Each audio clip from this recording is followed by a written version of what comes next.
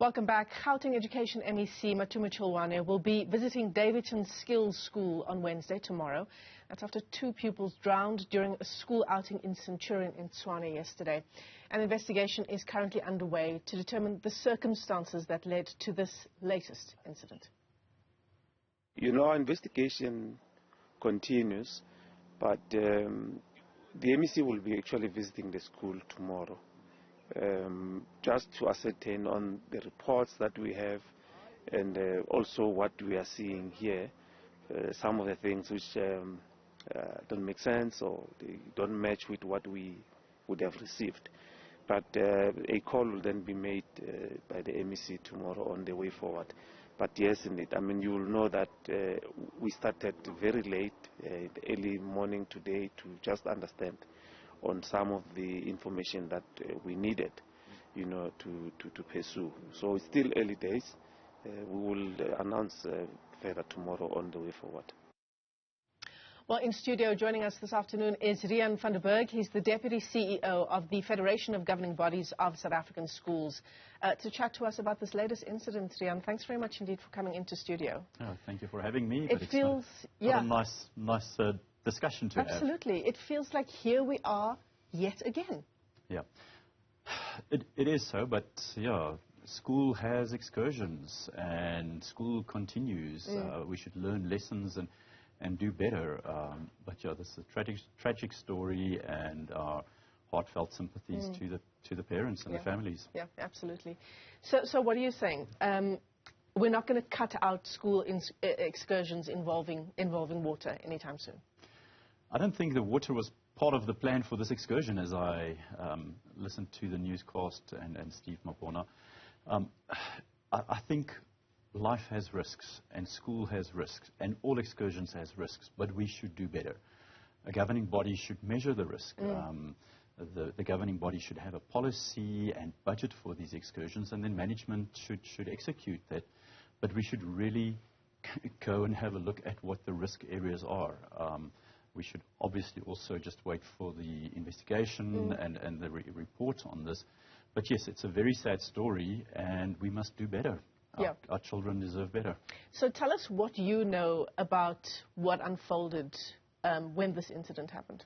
Yeah, I just read the MEC's press release, and it seems like there was an excursion, and one child ran into the river, and another child went in behind to go and help his friend and try and rescue. The rest of the details are sketchy at this point in time, but we know how it ended, and it ended sad. Yeah, it ended with both of them having drowned, with the one friend, as you say, jumping in to try and help his friend. You know, you talk about the fact that we need to learn from incidents like this one, the incident involving Latoya Templeton at the beginning of the year, a prefect who went on a leadership camp just to start off the new school year, when the unthinkable happens, right? Except it's not unthinkable, because, as you say, these are the risks, even as parents and caregivers, that we measure. When we take our children to the ocean, to a riverbank, to a pool, we measure the risk, we make sure there are eyes on them, we make sure there's a lifeguard on scene. Those are just the risks you measure when you're taking care of a child, right? Yeah, and I think it's critical that we speak about measuring the risks and doing what is good and what is right, and what we would do as a parent.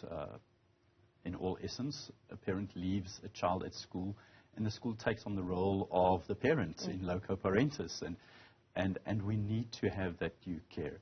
On the other side, we can put a lot of rules and forms and practices in place, and I know that for a school in Gauteng, you must apply to go on excursion. You must have approval to go on excursion. There's additional levels of approval when there is water sports or activities involved in that excursion.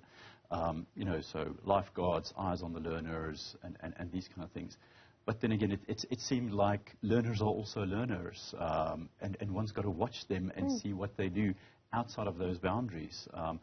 Yeah, I think we just need to learn out of this, look at the investigation and the report into this, and make sure that we don't just tick the boxes, but actually attend, actually be present, and actually safeguard the learners, and make sure that we don't have these discussions as often as we do. just way too often, just over the past 4 months of the year. You know, you are obviously the Deputy CEO of the Federation of Governing Bodies of South African Schools. And I'm outlining that because I wonder whether it will become a discussion at school governing bodies to, for the meantime, while we try to sort through what is clearly an issue that we are unable to get right, for the meantime, should we cut out excursions that involve bodies of water? Yeah, I think the discussion should always be open. You know, if it's a body of water and we don't have mitigating factors to manage the risks, for sure, let's err on the safe side. Yeah.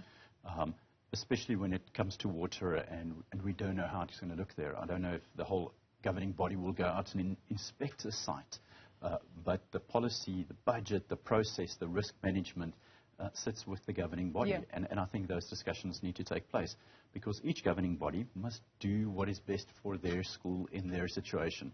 So I don't think it's a blanket discussion. Everyone should now do the same thing, but we should definitely stop, pause and take note and make sure that we don't just continue with life as is. And it's not just excursions. I've been to some rugby matches this year, and at 2 of them, an ambulance left with a child inside of the ambulance. No, it's just concussion. Is there something like that? But with everything, there's risk, and the governing body must stand in, take good care, and make sure that we act in the best interest of the child, of the school, and of the community. Yeah, it's like you say, life has risks. Life is risks. Right? Walking across the road, walking outside of your door. I just drove here in Joburg. It's risky. Yeah. Do I get a sense from you that, you know, just having enough numbers on site when it comes to, for example, an excursion, that is an issue at some schools, that we don't actually have the number of hands and eyes that are needed if we're taking a whole grade, let's say, out on an excursion? Yeah, I think that is part of the risk management and the crowd management, and also the discipline, taking care of a group of children, group of learners, hoping that high school learners are taking some care of themselves and of each other as well.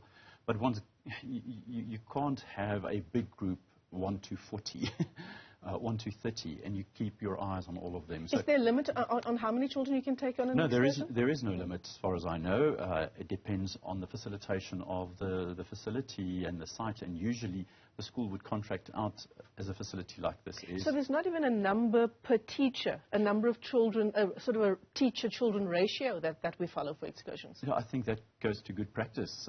In primary school, you would probably have 1 to 10, 1 to 15. You know, to make sure that is, but there's no, you know, proper limit because you can have one-on-one and someone slips and falls. So one's got to be in a space of good practice and understanding the risk and managing that risk and thinking that something can go wrong. I think we, on the good side of things, we are an adventurous country. We're in Africa. We love the bush. We love the outdoors, but we've got to keep thinking that we don't want to have our children miss out on that, but we've got to manage the risk, especially because we're working with other people's children at school. Yeah. I imagine that, you know, any parent or caregiver who heard the news of this latest drowning is thinking of an upcoming excursion that their child or grandchild might be going to. For sure. And saying, absolutely not. I obviously won't be able to trust teachers to take care of my child. What would be your message to parents, caregivers? Yeah, I think a message would definitely be to be more involved in the process. Ask the questions. I think sometimes we stand back as community and trust and wait for the school to take care of everything. We're in the season of the election coming up and celebrating our Constitution. And the words of the opening statement of the Constitution is, "We the people." We should take some responsibility of that. So go ask the questions at school, knock on the door, say, "Principal, excursion leader, what is the report back?" Don't just go on, "Everyone is going there because everyone is going there."